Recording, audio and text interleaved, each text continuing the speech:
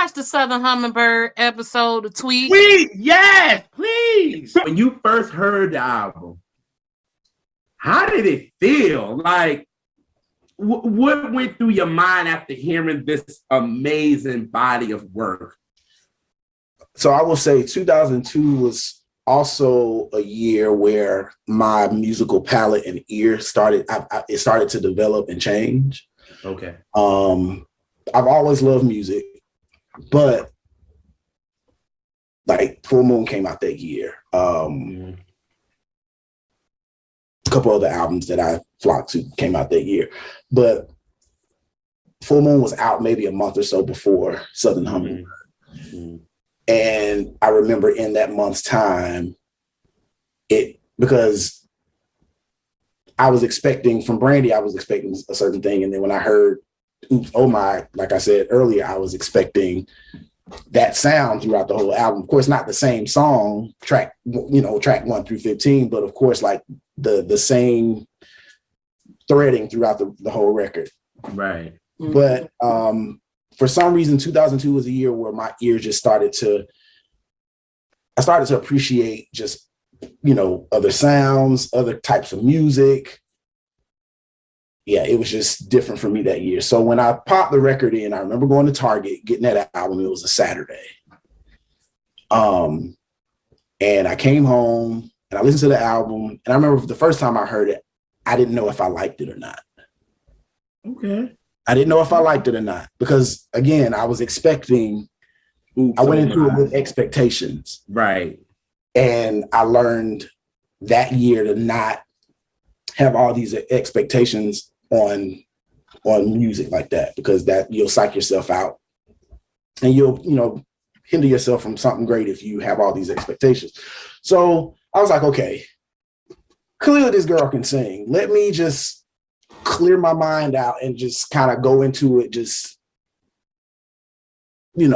allowing myself to immerse myself into the album. So when I did that, I kept playing the album over again and I just fell in love with it. And then Smoking Cigarettes, Always Will, and I got the vinyl, by the way. Oh, I'm a hater, yo. You got the vinyl, yo.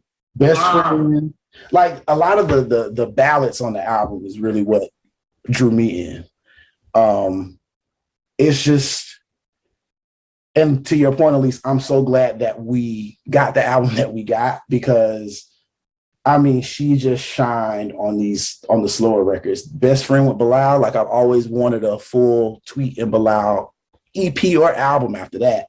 Don't do it. Then, Always Will is probably one of my favorite Tweet songs of all time. Okay. Wow. Love Always Will. Wow. Yeah. When I first heard it, I didn't know if I liked it at first, but it grew on me. And then once it grew on me, it was a constant stay in my CD player back then. Mm-hmm. The kids will never know CD players. And you know how people always talk about like what's a great like 3-song run or 4-song run, and to go from My Place to Smoking Cigarettes to Best Friend to Always Will, that's nuts. Listen, nuts. That is, oh my gosh. And the way she's singing on Always Will, and the way that track comes in, and it's like this, well, the whole album is like this haunting kind of, for the most part, like 80% of this is very haunting melodies, and then of course, like JR said, like the Queen of Harmonies, like and I was telling JR, because I always talk about how I hate music that's thin. I like thick, packed, I like stacking and instruments and interesting production and all that, and I get that through this album. There's no thin songs. Done. I agree. People can give you some, even great artists sometimes give you the ballads can be thin. Mm-hmm. And like it seemed like only like the mids kind of have a texture, and anything real up tempo or the real slow ballads can a lot of times be thin. And this record don't do that. Yeah.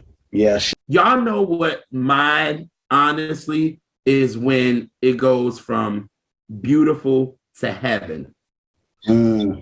Like, to Oh. me, I always feel some type of way after doing those three. From beautiful to complain and then heaven. I'm like, if you want spirituality, you got it right there. Yeah. Like, right there. Like, after she done cussed the dude out in the motel. You know what I'm saying? Right. She done cussed the dude out. Now she's like, you know what?